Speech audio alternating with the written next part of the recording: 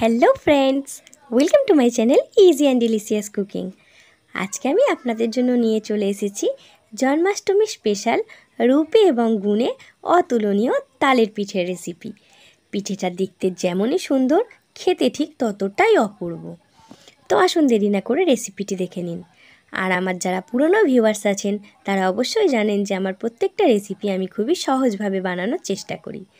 তো চলুন ভিডিওটি শুরু করি। আর চ্যানেলে যদি নতুন হয়ে থাকেন তাহলে অবশ্যই চ্যানেলটি সাবস্ক্রাইব করে পাশে থাকার অনুরোধ রইল। তো প্রথমে আমি তালের পিঠে বানানোর জন্য একটা নারকেলকে ফাটিয়ে জলটাকে বের করে নিলাম। এবারে নারকেলটাকে আমি একটা কুড়ানির সাহায্যে কুড়িয়ে নেব, যতটা আমার প্রয়োজন হয়। না হলে কোড়ানো নারকেল কিন্তু রেখে দিলে খারাপ হয়ে যায়। তো যতটা দরকার আমি একটা মালাই কুড়িয়ে নেব। তো কোড়ানোটা হয়ে গেছে। তালটা আমি আগে থেকেই ছড়ে একটুখানি জাল করে একেবারে শুকনো করে রেখেছি।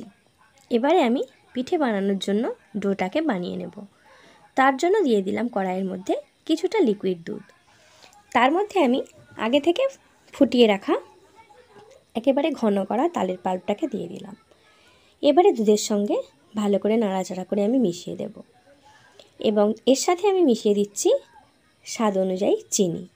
তবে পিঠের ডোটা বানানোর সময় চিনিটা কিন্তু বেশি দেওয়ার দরকার নেই, কারণ এই পিঠেটা চিনি শিরার মধ্যেই ডোবানো হবে।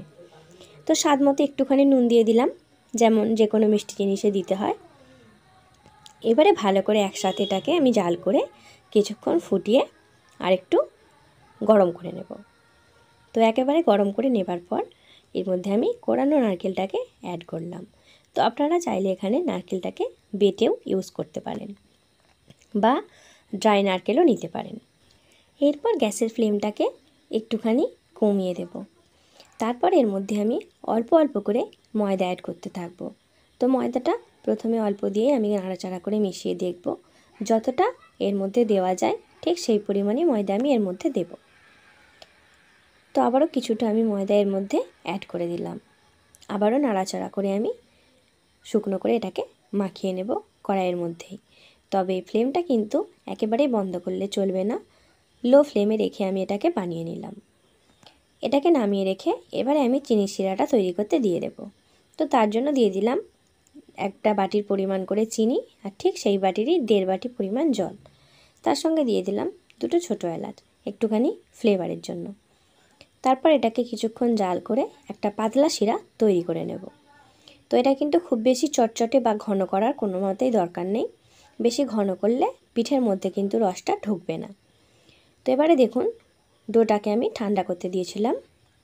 তো ঠান্ডা হওয়ার পর মনে হতে পারে যদি নরম হয় তাহলে এর মধ্যে এই অবস্থাতেও কিন্তু অল্প ময়দা গুঁড়ো অ্যাড করা যায়। তো ময়দা গুঁড়োটা অ্যাড করে ভালো করে আমি মাখিয়ে নিয়েছি। এবারে আমি হাতে একটুখানি তেল লাগিয়ে নিলাম, যাতে আমি পিঠেগুলো বানাতে পারি। তবে ডোটা কিন্তু খুব বেশি শক্ত করলে ডিজাইনটা খুব ভালো আসবে না বা পিঠেটা কিন্তু ভালোভাবে ফুলবে না, এর মধ্যে রসও ঢুকবে না। তো একটুখানি নরম করেই ডোটা রেডি করতে হবে। এরপরে দেখুন ঠিক যেমন রুটির লেচি বানিয়ে হাত দিয়ে আমরা গোল করে নিই, ঠিক একইভাবে আমি গোল করে নিয়েছি।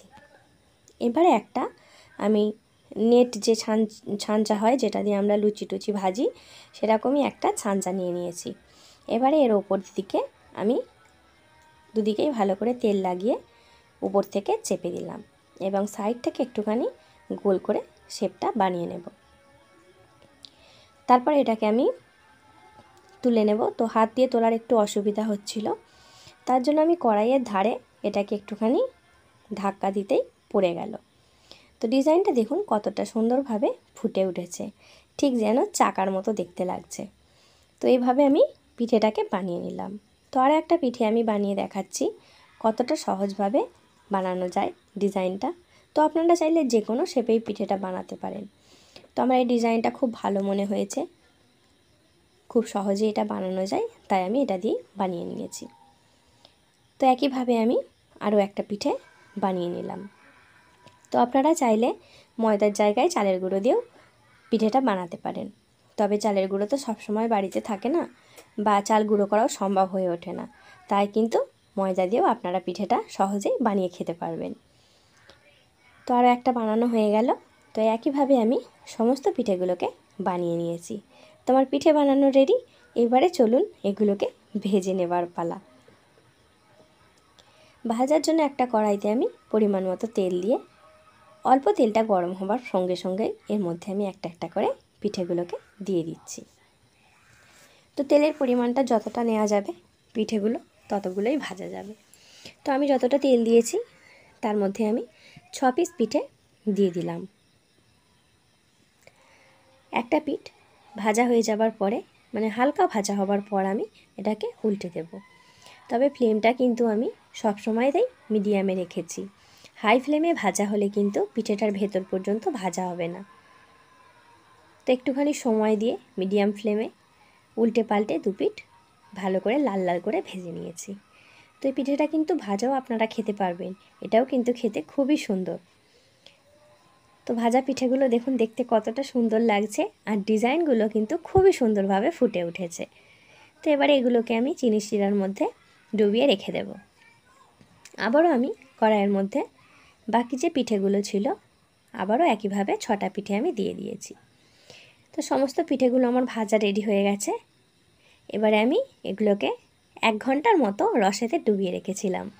তো তারপরে দেখুন কতটা সুন্দরভাবে এর মধ্যে রসটা শোক করে নিয়েছে, আর দেখতেও যেমন সুন্দর হয়েছে, সত্যিই পিঠেটা খেতে খুবই অসাধারণ হয়েছিল। তো আমার ছেলেদের তো খুবই পছন্দ হয়েছে। খুব সহজে চটজলদি, শুধু তাল আর সামান্য কয়েকটা উপকরণ থাকলেই কিন্তু পিঠেটা আপনারাও রাতের ডিনারের জন্য বানিয়ে নিতে পারেন। তো দেরি না করে রেসিপিটি একবার বানিয়ে আমাকে কমেন্ট করে অবশ্যই জানাবেন কেমন হয়েছে। আজকের মতো বাই বাই বন্ধুরা, আবার দেখা হবে অন্য কোনো দিন এরকমই কোনো রেসিপি নিয়ে। আর পুরানো বন্ধুদেরকে অসংখ্য ধন্যবাদ পাশে থাকার জন্য।